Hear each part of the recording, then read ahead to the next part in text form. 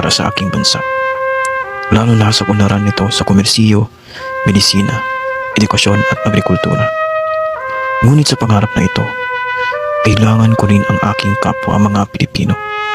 Kaya't sa ganun, naisipan kong bumuo ng organisasyon para sa pangarap na ito. Ito ang paraan upang magising ang mga tao sa katotohanan.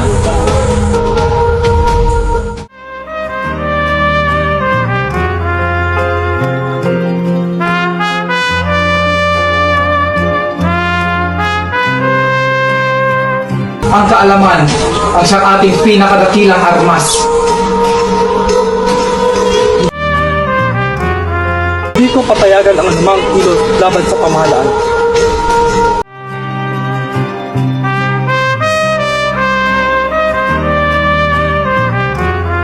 Ngunit, General, kailangan natin paglaban ang ating kalayaan at karapatan ng ating bayan. Salamat sa inyong suporta at tulong. Sa ating pagkakaisa, tayo ay magtagumpay. Para sa tagumpay! Napatagin si Jose Rizal dahil labag sa batas ang kanyang ginagawa. Oo nga. Tara, atatay report. Ang laligang Pilipina ay nagiging banta sa ating pamalaan. Ikaw ba, si Rizal? Ikinukulong ka sa pangangalakal.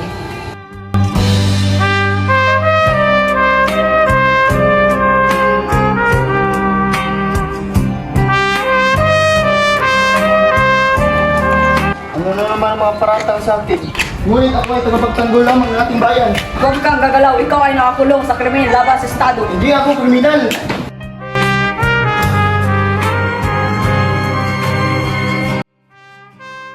Si Jose Rizal, matapos ang paglilitis, ay hahatulan ng kamatayan sa pamamagitan ng pagbitay sa pagbaril. Ang kanyang kamatayan ay nagsisilbing ilaw at inspirasyon para sa mga Pilipino na patuloy na lumalaban para sa kalayaan at karangalan ng ating bansa. Reparar! Abante! Kung sumatong Dapat hayaan mawala si Rizal na ganito.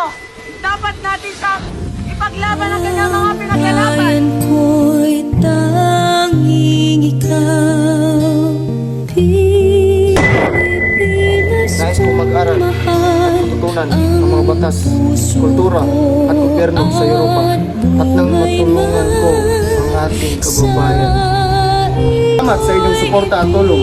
Sa ating pagkakaisa, tayo ay magtagumpay. Para sa tagumpay!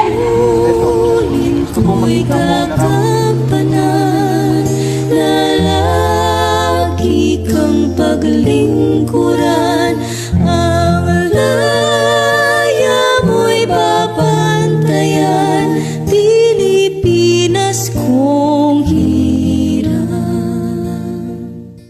Halina't suriin ang mga laala ni Rizal.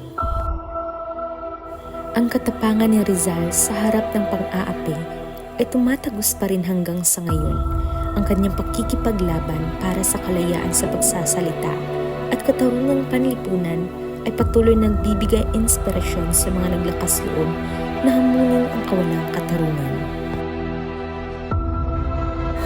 Ang pamana ni Rizal ay hindi lamang isang pangyayari sa kasaysayan, ito ay isang buhay na patutuo sa kapangyarihan ng katotohanan, katapangan at hindi nag-aalinlang ang paghahangad ng isang mas magandang mundo.